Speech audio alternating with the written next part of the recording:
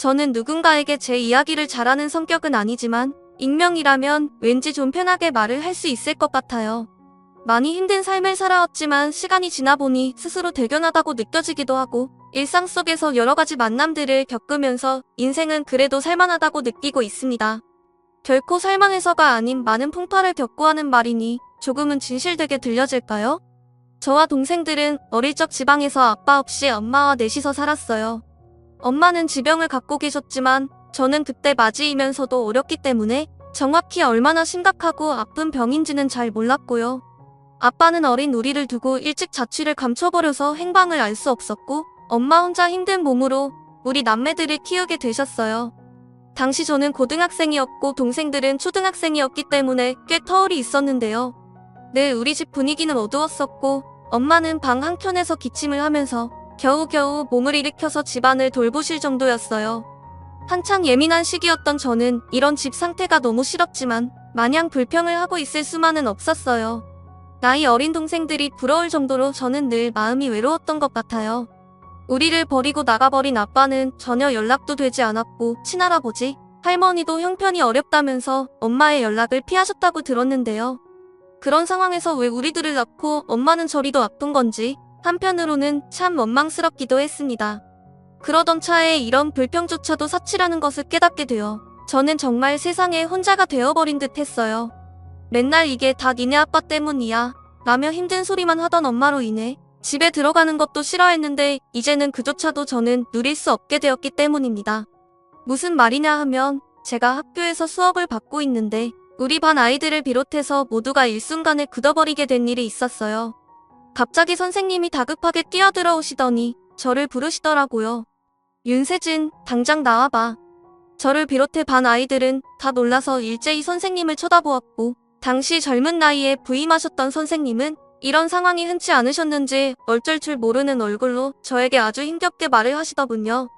그리고 그 말을 듣는 순간 저는 눈앞에 모든 불이 꺼진 듯한 느낌을 받게 되었어요. 저기, 엄마 돌아가셨다고 연락이 왔어. 얼른 가봐. 그 말을 듣자마자 저는 선생님 말에 천장과 바닥을 계속 쳐다보게 되면서 그 말이 전혀 제대로 귀 속으로 들어오지 않더라고요. 밖에서는 비가 부슬부슬 내리고 있었고 유난히 학교 형광등 불빛이 을씨년스럽고 눈이 아팠는데 그날 엄마가 돌아가셨다는 비보아 참 지독할 정도로 조화를 이룬 풍경이었습니다. 저에게 있어 엄마는 엄마 역할을 하는 것도 안 하는 것도 아닌 상태로 제 곁에 있었어요.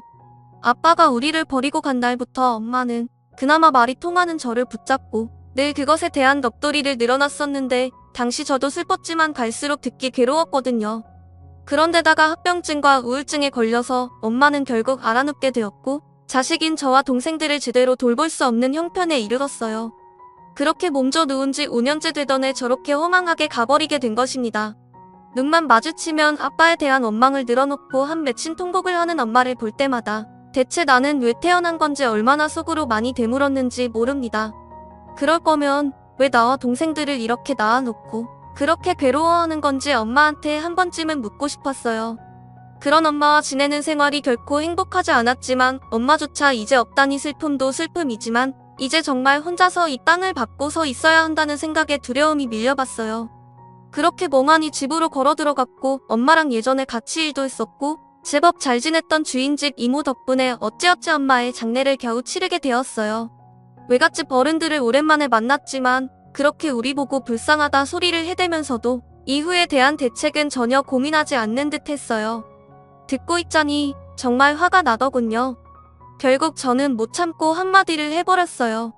어른들은 부모 복 없는 것이 말도 복 없이 한다며 혀를 쯧쯧 차시더군요. 그만들 얘기하고 가세요. 유진이랑 용진이는 제가 알아서 챙길 거예요. 불쌍하다는 말 좀 하지 말아요. 지긋지긋해요. 저도 이때 말이 심했다는 건 알지만 우리의 불행을 안주거리 삼아서 술이나 마시고 있는 어른들을 보니 화가 침이 너오르더군요. 주인집 이모가 태워주신 차를 타고 돌아오는 길. 멍하니 창밖을 보는데 밖으로 휙휙 지나가는 풍경들이 얼마나 아프게 제 눈으로 들어왔는지 몰라요. 그것들이 눈물이 되어 뚝뚝 흘러내리는데 이모가 그걸 보셨는지 한마디 하시더라고요. 그리고 저는 결국 얼굴을 파묻고 뒤에서 잠든 동생들이 듣지 못하도록 소리를 죽여가며 더 울게 되었어요. 세진아 힘들면 그냥 울어도 돼. 내가 좀 힘들겠어? 너도 아직 애인데 얼마나 힘들었니? 정말 단순한 몇 마디인데 저는 그 말에 왜 이렇게 무너질 듯 처참하게 울었는지 몰라요. 어른들 앞에서 뭐라도 된 마냥 소리를 지르며 다들 나가버리라고 쫓아냈지만 저도 결국 애처럼 인정을 받고 싶었는지 몰라요. 너도 참 힘들었겠다고, 고생이 많았겠다고요. 엄마도 그 누구도 해주지 않았던 그 인색한 말을 주인집 이모가 저에게 그렇게 따뜻하게 건네주는데 저 스스로도 놀랄 정도로 온몸을 떨면서 울었어요. 모든 게 막막하고 숨이 턱턱 막혀왔지만 저는 저에게 주어진 슬픔에 대해서의 시간도 없었다는 것을 비로소 깨닫고 그냥 돌아오는 차 안에서 계속 울기만 했어요. 그렇게 집으로 도착했고 동생들 손을 잡고 빈집으로 털털 들어가려는데 인생의 무게가 너무 가혹하게 느껴져 쓰러질 것 같더군요. 그런데 그렇게 문을 열고 들어가려는데 주인집 이모가 같이 따라 들어오시는 게 아니겠어요? 저는 집 사정에 대해서 잘 모르지만 엄마가 몇 번 이모랑 이야기를 할 때 들었던 내용이 있어요. 이모가 제법 손해를 보고 우리를 받아주셨다는 것을요. 생각보다 말도 안 되는 가격에 이 집에 머무르고 있었기 때문에 여기서 무탈이 살 시간이 길지 않다는 것이었어요. 그런데 이 모든 걸 해결해줄 엄마도 없으니 이제 우리는 어떻게 되는 것일까 걱정스럽더라고요. 곧 이모가 이제 이 부분에 대해서 이야기를 할 텐데 삶이 현실이 정말 차가운 바닷물이 얼굴을 스치듯 느껴져서 너무 괴로웠습니다. 이모는 우리 집에 들어오셨고 이제 엄마마저 자리를 비워버린 초라한 집안 주변을 쓱 돌아보시더니 결국 입을 여시더군요. 내용을 듣고 저는 정말 기절할 뻔했어요. 세진아, 너 외가에서도 데려갈 수 없다고 하시더라고. 그래서 말인데 세진이 너가 고등학교 졸업할 때까지만이라도 이 집에 그냥 편히 살아. 돈 걱정은 너네가 할 게 아니야. 그저 공부만 열심히 하면서 나갈 생각하지 말고 여기서 지내라.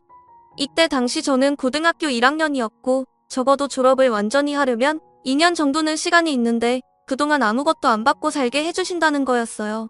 믿어지지가 않아서 다시 이모를 쳐다봤는데 여전한 얼굴로 계속 말씀하시더라고요. 세진아, 얼른 동생들 재우고 우리 집에 잠깐 가자. 김치랑 이것저것 줄 테니까 냉장고에 얼른 채워놓자. 이때 동생들은 눈을 비비면서 꾸벅꾸벅 졸고 있었어요. 동생을 방 안에 놓인 뒤 이모를 따라 올라가니 먹거리들을 잔뜩 챙겨주시는 것이 아니겠어요? 그러면서 저보고 잠깐 기다리라며 바로 밥상을 차려주는 것이었어요. 이모네 식구들도 잠든 시각이었는데도 고요한 주방 안에서 빠르게 뭔가를 만들어내시더니 한 상 넉넉하게 채워주시더라고요. 먹을 기운이 없어도 먹어야 해. 너 계속 아무것도 안 먹으면 쓰러져. 얼른 밥이랑 국물 좀 먹어봐. 그렇게 이모는 정말 다 죽을 듯 겨우 서있던 저를 앉혀두고 뜨끈한 밥을 먹이고 한참을 말없이 꽉 안아주셨어요. 이모네 식구들이 깰까봐 소리 내지 못한 채 조용히 흐느꼈지만 정말 오랜만에 배가 부르고 나른하게 피곤함이 몰려오며 졸리더군요. 그대로 저는 내려가서 동생들과 함께 잤고 그 다음 날부터 매일매일 조금씩 힘을 내어 억지로 살아가게 되었어요.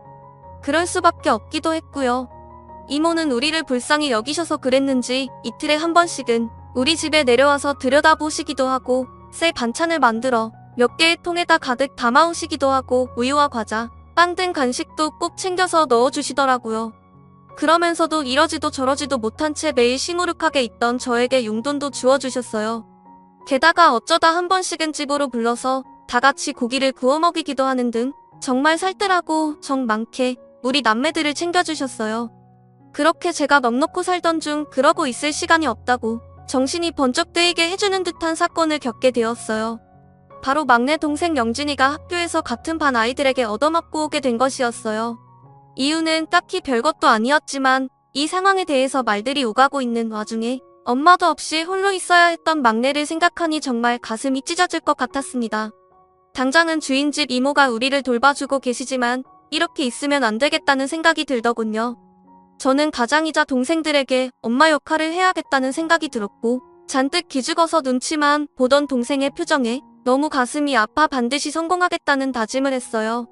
이후 잠잘 시간을 지독하게 아껴가면서 공부했고 솔직히 과외나 학원 갈 형편이 되지 않기 때문에 정말 무식할 정도로 온몸의 감각을 집중했어요. 공부하다가 코피를 흘리기도 하고 길에서 몇 번이나 어지러워 걷다가 멈추고 서 있던 적이 있었지만 저는 반드시 잘 되어야 한다고 스스로 얼마나 다짐하고 세뇌했는지 모릅니다. 매번 집에 찾아오는 이모도 이런 모습을 보고 속상해 하시더군요. 친했던 친구들의 따돌림에 충격을 받은 동생은 한동안 말을 하지 않았고 그게 지역에 소문이 나서 중학교에 갔을 때에도 거의 몇 개월간을 적응하기 힘들어했어요. 그저 빨리 내가 어른이 되는 수밖에 없다. 잘 되는 수밖에 없다는 생각에 공부를 들이하기 시작했고 그렇게 해서 조금씩 한 계단 올라가면서 저는 제가 원했던 대학에 비로소 합격하게 되었어요. 그토록 갈망하던 결과를 이루고도 아직 갈 길이 멀어 보여서 여전히 울음이 났지만 그런 순간조차 이모는 어떻게든 도움을 주려고 하시더라고요. 정말 이모가 없었다면 저와 동생들은 어떻게 되었을지 아직도 아찔할 정도예요. 이때 상황이 힘들긴 했지만 그나마 쏟아져 내리는 비를 막아주는 우산처럼 이모가 우리 사정을 알고 도와주셨기에 견딜 수 있는 시련만 겪었던 것이 아닌가 싶습니다. 이거 너희 엄마 먼저 갔던 날부터 내가 조금씩 모아둔 거야. 나도 형편이 좋은 건 아니지만 세진이 너 하나만이라도 대학 등록금 정도는 내주려고 말이야. 나중에 꼭 성공해서 갚아라. 정말 이모에겐 이만저만 폐를 끼친 게 아니었어요. 저는 막내 동생 문제라도 악착같이 매달려서 유명한 대학 의외과에 들어가게 되었고 그 등록금마저 이모가 부담해 주셨어요.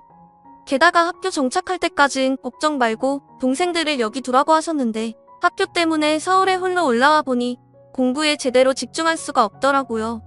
매번 붙어 지내던 동생들이 이제 큰 누나이자 언니인 제가 없으면 얼마나 적적할까. 내가 얘들한테는 엄마인데 제가 더 불안하더라고요. 이모가 여전히 동생들을 데리고 있어주시는 것도 감사했지만 아무래도 제 곁으로 데려와야겠더라고요. 결코 풍족하지 않은 아주 작고 갑갑한 단칸방에 이모가 챙겨주시던 그 푸짐한 음식들만큼 얘네들을 잘 해먹일 자신은 없었지만요. 하지만 동생들도 제가 없던 얼마간의 시간에 나름 제 생각이 났었는지 제 호출에 즉각수락을 했고 결국 함께 그 좁은 방에서 살면서 저는 과외 아르바이트에 열을 올리게 되었어요. 이모는 걱정이 되셨는지 몇 번씩 전화를 하셨고 이후에 한번 올라오셔서 저희 사는 것을 보고 다시 내려가셨어요. 제가 받았던 과외비를 따로 모아두었다가 미약하게나마 이모한테 선물도 해드리고 살아가고 있었는데요. 그렇게 시간이 흘러 이제 동생들도 사춘기를 거쳐 대학 입시도 걸려있고 저도 의사가 되기 위해 공부에 다시 몰입하다 보니 모든 상황이 바쁘게 흘러가게 되었어요.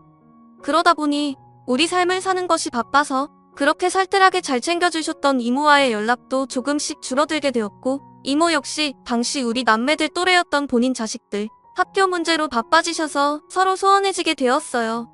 가끔씩 떠올리면서 생각이 날 때도 있었지만 금방 날아다니는 세금 고지서들이며 제가 처리해야 할 제 앞에 놓인 많은 일들이며 집안 살림이나 동생들을 챙기다 보니 보통 따로 신경 쓸 시간이 없더라고요. 그리고 의사의 길로 본격적으로 이어지던 그 시간은 그렇게 챙겨왔던 동생들에게도 신경을 쓸 수 없을 정도로 무척 가파르고 힘들었어요. 바쁘게 앞으로 다름질만 하다 보니 그렇게 뛰어오는 동안에 열매를 수없이 따내면서 이룬 것들도 무척 많았지만요. 그리고 많은 시간이 지나갔습니다. 어렵던 동생들도 모두 자리를 잡아 결혼도 했고 저도 나름대로 성공한 의사가 되어 살고 있었습니다. 그리고 어느 날 이상하게 타이밍이 맞아서 예전에 살던 동네를 지나가게 되었어요. 그때에 비해 이미 오랜 시간이 지나서 그런지 우리가 엄마와 살던 그리고 엄마를 보낸 후 이모가 그렇게 우리를 챙겨줬던 그 집은 이미 온데간데 없고 다른 낯선 새 건물이 세워져 있었어요. 정말 제 자신이 싫더군요. 힘들 때 옆에 있어준 사람을 외면한 채 성공만을 위해 경주마처럼 달려온 제 인생이 너무 초라하게 보였습니다. 이모를 만나면 제가 벌써 이 정도의 나이가 되었고 사회적으로 이런 직업도 갖고 있다고 이모에게 말해주고 싶었어요. 내가 이렇게 되었다는 걸 알면 이모는 뭐라고 할까? 잘했다고 예전처럼 어깨를 꽉 끌어안고 등을 토닥여줄까 하고 말이에요. 당연히 엄마 생각도 났지만 이런 부분에서 차지하는 비율은 이모가 훨씬 더 컸던 것 같아요. 그러던 어느 날 한 1년 전쯤 저는 말로는 잘 설명이 안 되는 일을 듣고 말았는데요. 평소처럼 정신없이 환자를 보고 있던 중 한 환자를 마주하고 잠깐 숨이 멎을 것 같았어요. 제가 아는 사람이었고 너무나 잘 아는 사람, 그리고 행방을 출근해서야 궁금해한 것이 말이 안 될 정도로 민망하게 느껴졌던 바로 그 이모였습니다. 처음에는 긴가 민가할 정도로 혈색이 좋지 않았어요. 세월이 많이 흐르긴 했지만 제 기억 속 이모는 항상 환한 미소만 보여줬기 때문에 행색이 초라해진 이모를 보고 놀랄 수밖에 없었습니다. 혹시나 몰라서 자세히 들여다보았고 보호자로 온 이모 딸 성희를 보고서야 완전히 확신하게 되었어요. 목에서 침이 꼴깍 넘어가는데 겨우 목소리를 내어 말을 걸게 되었어요. 크게 말하고 싶었는데 너무 당황해서 그런지 말이 매끄럽게 나오지 않더라고요. 이모는 퀭한 얼굴에서 눈이 더 커지면서 제 얼굴을 제대로 보시고는 어쩔 줄 모르시더라고요. 아, 세상에, 아니, 진짜 세진이 맞니? 예전에 우리 집 살았던 그 세진이야? 길다면 길고 짧다면 짧은 그 시간 속에서 각자 많은 일이 있었다는 것을 체감할 수 있었어요. 한눈에 봐도 기력이 많이 없어 보이는 상태로 환자와 의사 사이로 우리가 마주하게 되다니 반가워할 겨를도 없이 하필 이런 타이밍으로 만나게 된 것이 과연 좋아할 일인지 무엇인지 문득 생각에 잠기게 되더라고요. 아무리 내가 홀로 이 자리까지 오느라 친구들도 치를 떨 정도로 고생을 했다지만 엄연히 엄마를 보낸 그 최악의 몇 년간 이모가 있었기 때문에 제가 서울로 나올 수 있었는데 말이에요. 그런데 그걸 싹 잊어버리고 멍하니 제 삶만 살기 바빴고 감사한 마음을 제대로 전달도 못하고 지냈던 제가 참 나빴다는 생각이 들더군요. 옆에서 이모를 걱정스럽게 보면서도 너무 오랜만에 봐서 저를 어색해하는 이모 딸 성희를 보니 정말 너무 민망해서 고개를 들 수가 없었어요.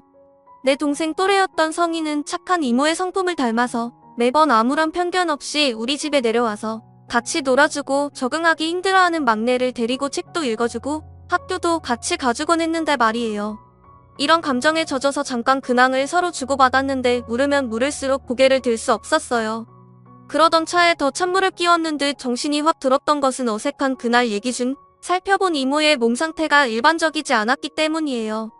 정상이 아닌 정도가 아니라 대장암 3기라서 언제 4기로 넘어가도 이상하지 않은 상태에 임박해 있었어요. 그간 저는 결코 적다고 할 수 없는 숫자의 환자들을 봐왔지만 이모의 이런 상태를 보니 감당이 안 될 정도로 감정이 차올랐습니다. 절망 한가운데에 혼자 떨어져 그대로 땅속까지 들어가고 싶었던 저를 살살 달래서 나오게 한 다음 밥을 먹이고 격려를 해주고 힘을 주었던 이모였어요. 보통의 부모가 자식에게 주는 행위들을 전혀 누려보지 못했던 저에게 이모가 만들어줬던 둥지는 조금이나마 부모의 느낌을 상상할 수 있게 해줬어요. 그래서 저에게 이모의 이 육체적인 아픔이 내 몸이 아픈 것처럼 괴롭고 통탄스럽게 느껴졌나 봅니다.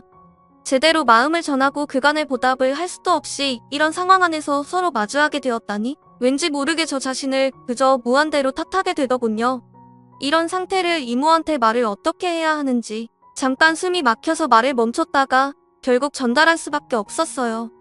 그리고 이후 이제서야 쏟아내는 의미 없는 말들을 자꾸 벅차오르는 감정을 눌러가면서 전했습니다. 이모 죄송해요. 이모가 그렇게 우리를 돌봐줘서 이렇게 살게 된 건데 한 번도 제대로 못 둘러보고 몸이 이렇게 되셨다니 내 잘못이에요. 감정이 결국 터져나오다 못해 저 멀리 앞서 가버렸고 결국 펑펑 울면서 가슴을 치게 되었어요. 몸 상태를 이미 여기 말고도 다른 곳에서 들었던 모양인지 이모의 반응은 그렇게 놀랍지는 않았어요. 하지만 바닥에 주저앉아 우는 저를 이모까지 같이 바닥으로 내려오셔서 저를 끌어올려 주시는 바람에 다시 감정을 추스리는 수밖에 없었습니다. 맑은 얼굴로 그저 어쩔 수 없다는 듯이 기력 없는 눈을 하고 저를 보며 토닥이는 이모를 보니 저는 다시 결심을 했어요.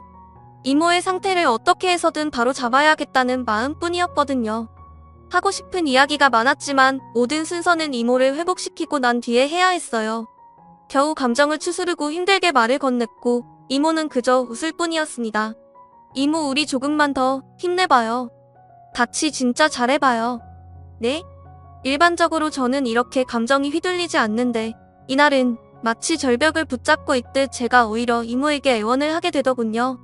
어쩌면 이모 못지않게 절박했던 저는 그 삶을 붙들기 위해 무던히 애를 썼고 정말 할 수 있는 모든 안간힘을 써가면서 뛰어다니게 되었어요. 그 시간들은 결코 쉽지 않았지만 그때마다 자꾸 그간 이모가 우리를 받쳐주었고 그렇게 어둡고 불행하게 느껴지던 우리 집에 볕이 들며 생기가 느껴졌던 것들을 떠올리게 되더군요. 저 역시 꺼져가는 이모의 삶에 계속해서 불씨를 지피고 싶었고 상황이 긴박하게 흘러가면 갈수록 저는 더욱 애간장이 타는 듯 했어요. 알게 모르게 그 몇 년의 시간 동안 제가 얼마나 이모에게 큰 걸 받았는지 정말 격렬하게 체감하게 되더군요. 이해 후가 좋지 않을 것에 대해서는 차라리 상상하지 않기로 했고 조금만 생각이 들어도 강하게 밀쳐내면서 잠도 포기하고 그렇게 매달렸어요. 굳은 비가 내리고 천둥번개가 치고 개는 듯 했다가 또 먹구름이 덮치는 날들을 보내는 동안 결과를 보고 저는 온몸에 힘이 빠져 그대로 덜컥 주저앉게 되었어요. 이모 역시 상황을 듣고 난 뒤 얼굴을 양손으로 덮고 한참을 바들바들 떠셨습니다. 고된 수술과 항암의 시기를 거치고 난 뒤 암세포는 이모 몸 안에서 완전히 종족을 없애게 된 것이었습니다. 그간에 만났던 환자들에 비하면 이모의 이해 후는 결코 흔한 상황이 아니었고 드문편에 속할 정도로 좋은 편이었어요. 마치 진짜로 신이 있어서 나의 절망 앞에 이모라는 사람을 통해 돌본 것이라면 이제 그걸 갚을 시간을 저에게 주고 저의 노력을 온 힘으로 다 끌어낸 뒤 이런 결과를 허락해 주었다고 믿고 싶을 정도였습니다. 기적이라고 밖에 부를 수 없는 상황이었기에 수많은 의문을 갖고 생각에 방황을 하다 보니 결국 이런 결론에 이르게 되더군요. 이후에 알게 된 것이지만 이모 딸인 성희도 이미 여러모로 찾아보던 중 저에 대한 정보를 우연히 알게 된 후 여기로 왔다고 하더군요. 이모를 모시고 병원 투어를 많이 다녔지만 그때마다 답이 없었기에 최후의 방법으로 온 것이었으며 당시 본인 엄마의 병원이 더 중요했기에 저에게 이렇다 저렇다 상황을 말하지 못했다더군요. 언니면 우리 엄마를 살릴 수 있지 않을까 하는 마음으로 내가 인터넷으로 수소문해보고 어머니를 찾아온 거야. 언니, 우리 엄마 살려줘서 너무 고마워. 성희는 고마움에 눈물을 흘렸습니다. 이러나 저러나 어떤 경로로건 우리가 만나게 되었음이 너무 감사했고 뿌옇고 어두운 날로부터 저를 건져주었던 이모를 저 역시 그 험한 강물 속에서 다시 모트로 끌어낼 수 있는 기회가 주어졌음이 아직도 믿어지지가 않아요. 많이 회복하셔서 눈에 띄게 안색이 좋아진 이모에게 저와 동생들은 몇 달 전부터 다달이 용돈을 제각각 보내드리고 있어요. 우리에게 있어 가장 힘들고 처참했던 그 성장기에 피눈물을 닦아주고 품어주었으니 저는 그런 존재에게 엄마라는 이름을 새롭게 입혀서 부르는 것이 당연하다고 생각되어요. 물론 여전히 이모라고 부르고 있지만 우리 마음속에서는 이미 제2의 엄마이고요. 나에게도 엄연히 사랑을 받았던 존재가 있고 그런 고향이 있다는 것으로 인해 이렇게 제 삶의 빈 조각이 채워질 줄은 몰랐어요. 그만큼 이모는 우리에게 많은 것을 주었습니다. 앞으로도 더욱더 서로를 아끼면서 살아가고 싶습니다. 아직 완치 판정을 받은 건 아니지만 이모가 오랫동안 살 수 있게 돌봐드리려고 합니다. 감사합니다.